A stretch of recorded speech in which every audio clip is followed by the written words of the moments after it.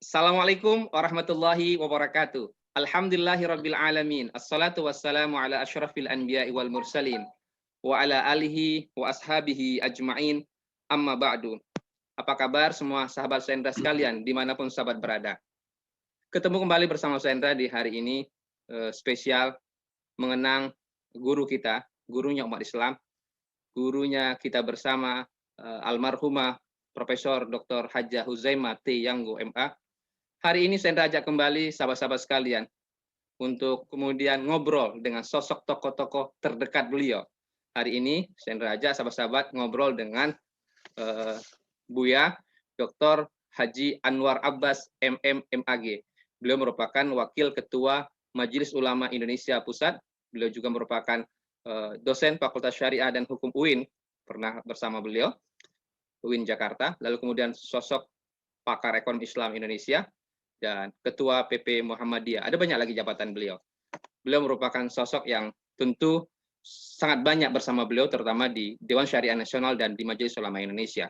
Sahabat Sendra sekalian, dimanapun sahabat berada, kita akan menyapa Guru Ustaz Endra, guru kita bersama, gurunya anak-anak ekonomi Islam, yaitu guru kita itu Buya Dr. Haji Anwar Abbas. Assalamualaikum Buya. Waalaikumsalam warahmatullahi wabarakatuh, Mas Endra. Apa kabar Buya, sehat? Baik, alhamdulillah. Di tengah-tengah COVID ini memang Indonesia berduka Buya, UIN Jakarta berduka, III berduka, Majelis Ulama Indonesia berduka atas berpulangnya gurunya umat Islam Profesor Dr. Hajah Huzaimah T. Yanggo. Buya, kalau boleh tahu sejak kapan Buya mengenal almarhumah Profesor Dr. Hajah Huzaimah T. Yanggo ini? Saya mendengar beliau ya untuk pertama sekali, saya lupa tahunnya tuh ya, apa 80-an, apa 90-an awal ya. Yang jelas beliau ditarik dan direkrut oleh Profesor Dr. Harun Nasution, Rektor IAIN waktu itu, untuk menjadi tenaga pengajar di IAIN Jakarta. Dan sejak saat itu saya sudah mulai mengenal beliau, tetapi belum begitu dekat ya. Cuma teman-teman saya bilang ada seorang dosen perempuan lulusan Al-Azhar yang bagus gitu kan. Nah, dan saya baru berkenalan agak dekat dengan beliau ya tahun 90-an di MUI. Ya, beliau aktif juga di MUI, dan kemudian tahun 2000-an beliau pernah menjadi ya selain menjadi anggota Komisi Fatwa ya, kemudian beliau pernah menjadi ketua bidang pengkajian di Majelis Ulama Indonesia. Ya, kemudian ya tidak terpilih lagi, kemudian aktif lagi di Komisi Fatwa, kemudian terpilih lagi untuk menjadi ketua bidang fatwa di Majelis Ulama Indonesia ya. Dan saya rasa ya dalam sejarah Majelis Ulama Indonesia belum ada ketua bidang fatwa yang perempuan ya. Baru kali inilah ya, dalam periode tahun 2015-2020 ketika ketua umumnya Bapak K.J. Ma'ruf Amin dan saya sebagai Sekretaris Jenderal, dan beliau adalah ketua bidang yang membidangi fatwa ya, atau yang membawahi Komisi Fatwa Majelis Ulama Indonesia. Dan selama periode kepemimpinan beliau saya lihat ya banyak sekali fatwa-fatwa yang dikeluarkan oleh Komisi Fatwa ya, dan peran serta andil beliau terus terang ya sangat luar biasa ya, karena beliau sebagai salah seorang ketua bidang ya, itu kalau ada rapat-rapat tentang fatwa ya beliau tongkrongin gitu, beliau tongkrongin ya, jadi beliau ikutin dari saya, karena agak apa juga saya ya, kalau saya itu kadang-kadang hanya pembukaan saja hadir, antar penutupan gitu. Kalau beliau hadir dari awal sampai akhir ya. Jadi memang Ibu Profesor Dr. Huzaimah ini bagi saya adalah sosok yang menarik ya, yang menonjol itu menurut saya adalah ikhlas dalam beramal. Yang sangat menonjol itu beliau adalah seorang ilmuwan ya, seorang akademisi ya, seperti tidak punya ambisi dalam hal yang terkait dengan kekuasaan gitu ya, dan kalau bekerja ya ikhlas. Sebagai contoh misalkan gini, dalam periode kepemimpinan 2020-2025 ya itu beliau enggak ikut dalam kepemimpinan di MUI ya, enggak ikut di dewan pimpinan ya. Padahal beliau sebelumnya adalah ketua bidang fatwa. Nah, tetapi beliau masih aktif di MUI sebagai wakil ketua komisi fatwa. Coba bayangkan ya.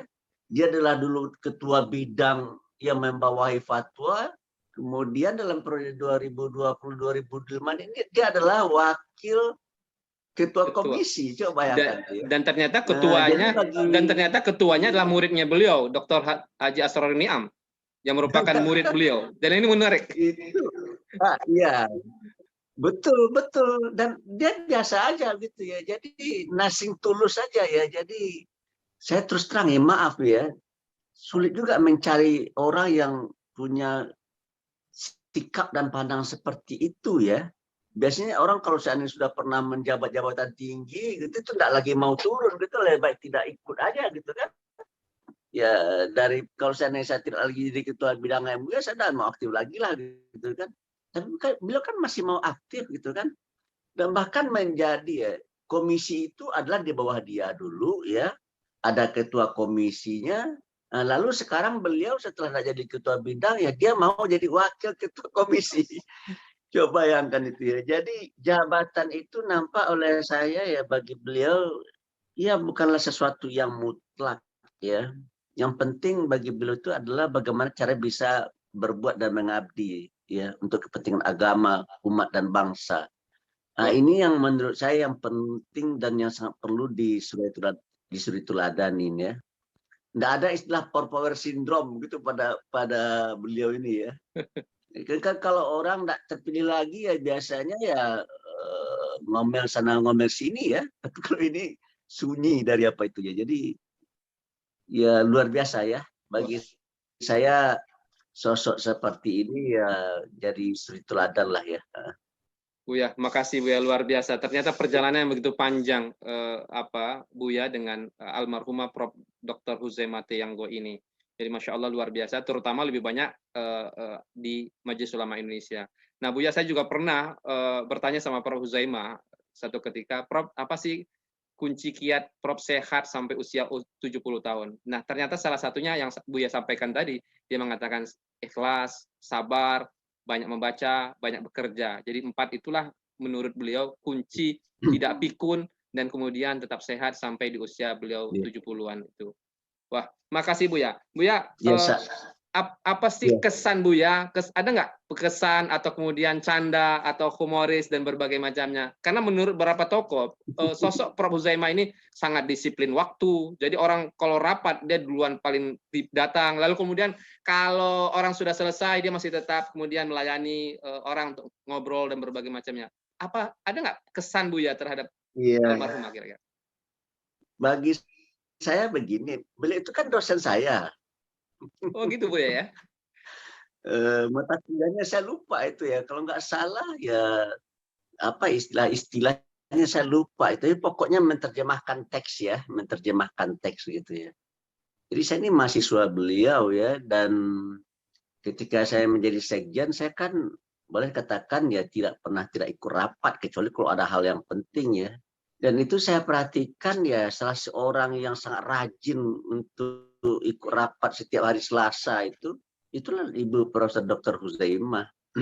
Jarang sekali beliau tidak hadir ya. Kecuali kalau seandainya misalkan ada musabaqah tilawatul Quran, nah beliau biasanya itu kan diajak oleh Kementerian Agama ya untuk menjadi juri atau untuk menjadi apa saya tidak tahu ya. Yang jelas setiap musabaqah beliau pamit sama saya. Peneraba saya tidak bisa ikut karena saya akan menghadiri acara musabaqah di mana begitu, dan itu setiap tahun kan ya. Jadi beliau hanya tidak hadir dan pamit ya kalau memang situasinya ya ada kegiatan yang sangat penting yang harus beliau kerjakan di luar ya. Tapi kalau seandainya tidak ada ya beliau hadir. Dan menurut saya ya luar biasa, dan yang menarik bagi saya itu adalah ya dalam setiap rapat itu boleh dikatakan beliau tidak pernah tidak bicara ya. Dan yang dibicarakan itu kan berbagai-bagai masalah itu. Dan yang menarik sekali bagi saya adalah ya Ibu Uzaimah ini suka nyeletuk gitu kan ya. Ketika orang berbicara beliau suka nyeletuk gitu kan ya. Dan nyeletukannya itu apa ya, menggugah hati dan menggugah pikiran gitu kan. Dan terkadang-kadang terkesan lucu gitu kan, terkesan lucu Humoris gitu Bu dengan ya. bahasa atau logat, dengan Sulawesinya ya. logat apanya, logat Sulawesinya yang sangat kental itu kan ya. Ya, jadi ya menarik ya. Jadi oleh karena itu bagi saya sebagai sekretaris jenderal itu ya, kalau ndak ada Ibu Uzaimah gitu ya, rasanya sunyi itu apa, rapatnya sunyi terasa sunyi. Wah, luar biasa Bu ya. Itu kesan saya. Wah, Dan yang menarik ini, heeh. beliau pun sebenarnya juga ndak tahu gitu ya. Dalam satu kesempatan dalam seminar internasional di Lombok, Mataram, itu kan pertemuan internasional ya, dan beliau tentunya karena fase berbahasa Arab, beliau menjadi salah satu peserta dan dia adalah seorang yang alimah dan ketua bidang fatwa kan. Dalam percakapan kalau nggak salah saya di pagi hari ya, kita ngobrol-ngobrol gitu kan tentang silsilah. Ternyata beliau ini eh, silsilahnya sampai ke Datuk Karomah. Hmm. Datuk Karomah ini adalah dai atau pendakwah yang berasal dari Sumatera Barat ya. Hmm. Kalau nggak salah saya dari daerah Pariaman itu gitu. Dan sekarang makamnya itu dipelihara dan dijaga serta terawat dan ada bangunan ala Minangkabaunya itu. Dan Hmm. setelah kita diskusikan, ternyata nenek beliau kan kalau dari Minangkabau itu kan dari garis perempuan ya. Hmm. Nenek beliau itu orang Padang gitu. Jadi kalau Oh. gitu kesimpulannya adalah Ibu Uzaimah ini ya orang Minang gitu. Oh, gitu Bu ya. Kalau selama ini kan terkesan beliau ini adalah hanya orang Sulawesi gitu ya, orang Heeh. Sulawesi Tengah gitu ya. Mhm. Tapi kalau berdasarkan adat dan budaya Minang, ya karena neneknya adalah dari Minang, ya dia orang Minang. Oh, Dia orang Minang ini. Jadi oleh karena itu ya dengan Buya Gus Rizal Gazahar yang sekarang menjadi Ketua Umum MUI di Sumatera Barat ya, karena beliau adalah seorang datuk, mhm. beliau menyatakan begini, Pak Andrabas mulai hari ini Ibu Uzaimah ini tidak hanya diakui oleh oleh orang Sulawesi ini katanya kan, tapi Mhm. juga orang Minang ini gitu kan. Nah, oleh karena itu saya ya membuat sebuah kebijakan karena di MUI itu ada korwil koordinator wilayah ya, wilayah Aceh, Sumatera Utara, kemudian wilayah Sumatera Barat, Jambi, Riau gitu kan. Ya saya menempatkan beliau ya menjadi korwilnya, koordinator wilayah Sumatera Barat gitu. Wah, luar biasa Bu ya. Saya bilang sama beliau, Ibu akan saya pilih dari korwil Sumatera Barat supaya Ibu bisa pulang kampung gitu. Supaya Ibu ya mengenal lebih dekat tanah leluhur Ibu gitu kan. Beliau dengan ketawa, ya, dan beliau mau gitu ya. Dan Buya Gus Rizal Gazahar sebagai salah seorang ulama di Sumatera Barat, kalau datang Ibu Uzaimah itu ya paling happy dia kan. Mhm. Ya, paling senang dan gembira sekali gitu ya. Ya banyak yang buat dia gembira ya selain dari keilmuan ya, juga ya kami punya kenangan dalam diskusi pagi hari di Lombok Mataram itu. Ya cerita tentang silsilah hidup keluarga beliau. Wah, makasih Buya. Tidak semua orang mengetahui itu. Mudah-mudahan informasi dari Buya ini menambah hazanah informasi Ibu, keilmuan. Ibu Huzaimah pun nggak tahu. Ibu Oh, Huzaimah sendiri pun nggak tahu bahwa beliau sebenarnya secara adat itu, secara budaya orang Minang nggak tahu juga beliau. Tetapi setelah dijelaskan oleh Buya Gus Ghazali yang kebetulan seorang datuk ya, seorang nenek mama ya dijelaskan Ibu Huzaimah, Ibu ternyata orang Padang ini kalau begitu. Setelah saya dengar cerita Ibu tentang silsilah Ibu ini orang Padang gitu. wah luar Ya, biasa. dia kaget juga gitu. Wah, luar biasa Buya. Jadi di usia-usia tua dia ternyata berdarah Minang gitu. Itu bagi Berdarah saya Minang. yang menarik. Makasih Buya, dan Buya juga termasuk darah Minang. Jadi adalah merupakan tokoh Sumatera Barat, dan mudah-mudahan ini menginspirasi generasi muda semuanya. Buya, terakhir Buya, ada nggak pesan Buya untuk generasi muda hari ini, yaitu untuk bisa meneladani sosok pribadi ulama besar perempuan ya yang mendunia, pakar fikih yang mendunia ini, kira-kira apa pesan Buya agar lahir kelak sosok ulama besar seperti Prof. Huzaimah dan ulama-ulama besar lainnya di Indonesia? Ya, ketika Mas Hendra menyebut seorang ulama ya perempuan yang terkenal dan di Mesir sangat dihargai, ya menggerinding bulu saya terus terang ya, menggerinding bulu kuduk saya ya. Ya karena saya terus terang ya melihat sangat langka lah ya ulama perempuan ya. Ya bagi saya ya ya mudah-mudahan MUI ke depan juga akan bisa mendapatkan dan memiliki ya ulama-ulama perempuan yang memang berkualitas ya, yang memang bagus ya. Dan saya melihat serta yakin dan percaya ya, insya Allah dalam waktu yang tidak terlalu lama kita juga akan bisa penggantinya.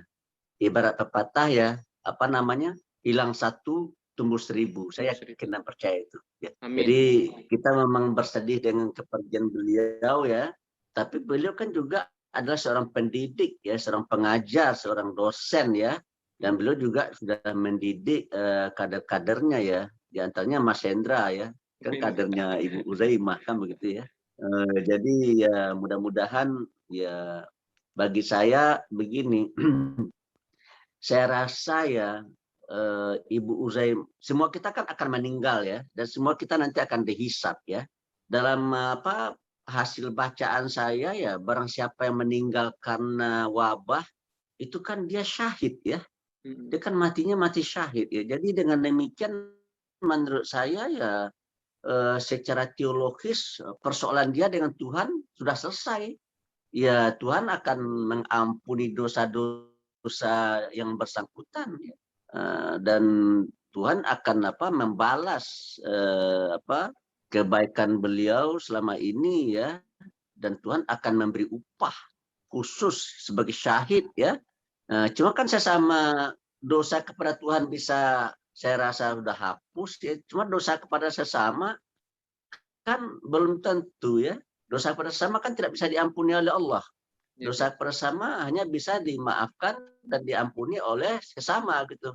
Nah, oleh karena itu saya terus terang ya sebagai murid beliau ya sebagai teman juga sangat menghimbau kepada teman-teman ya supaya kita saling sampai menyampaikan ya, dan supaya masing-masing kita ya saling memaafkan ya. Sehingga dengan demikian kita mengharapkan karena kita cinta kepada beliau ya nanti di padang mahsyar ya beliau tidak mengalami hambatan ketika dihisap ya, karena seluruh persoalan beliau dengan Allah sudah selesai dan seluruh persoalan beliau dengan sesama manusia juga sudah selesai ya. Jadi dengan demikian ya beliau kita doakan ya supaya cepat nanti dimasukkan dalam surga Jannatul Naim, yang itu juga menjadi cita-cita dan idaman kita semua. Saya itu mungkin barangkali yang bisa saya sampaikan Hendra. Terima kasih. Wassalamualaikum warahmatullahi wabarakatuh. Makasih Buya, luar biasa. Meninggal di hari baik, di hari Jumat, lalu kemudian di bulan baik, bulan Zulhijjah, lalu kemudian Syahid, Masya Allah luar biasa. Hendra juga muridnya beliau Bu ya, pernah diajar di S2 dan di S3 Ekonomi Islam, jadi kita sama-sama murid Bu ya, dan Masya Allah, mudah-mudahan apa yang kita ajarkan pada umat hari ini, jariahnya, pahalanya juga mengalir pada guru kita, almarhumah Prof. Dr. Huzaimah Tayanggo, dan guru-guru kita lainnya. Terima kasih Bu ya, waktu juga yang batasi kita. Terima kasih Bu ya, ada banyak informasi dan kemudian pesan tentang pribadi guru kita, gurunya umat Islam, perempuan hebat, ulama perempuan Indonesia yang mendunia, pakar fikih Indonesia, yang merupakan doktor perempuan Indonesia pertama yang lulus di Al-Azhar Kairo. Ada banyak lagi cerita lainnya. Jadi mudah-mudahan menginspirasi kita semuanya. Makasih sekali lagi Bu ya. Kita berdoa mudah-mudahan Allah menerima segala amal ibadah guru kita Prof. Dr. Hajjah Huzaimah Tayanggo. UIN berduka, IIKI berduka, Majelis Ulama Indonesia berduka, umat Islam berduka, dan kita semua berduka. Semoga ini semua menjadi hikmah bagi kita semuanya, bahwa kita suatu saat juga akan meninggal juga. Oleh karena itu, jangan sekali-kali menunda amal, dan jangan sekali-kali menunda taubat. Terus berkarya sebagaimana guru kita Prof. Huzaimah telah berkarya untuk Islam, Indonesia, dan dunia. Sekali lagi makasih. Jumpa kembali insyaallah sama Ustaz Endra dengan tokoh-tokoh lain yang dekat dengan guru kita Prof. Huzaimah dalam program Mengenang Prof. Huzaimah. Sekali lagi makasih. Assalamualaikum warahmatullahi wabarakatuh.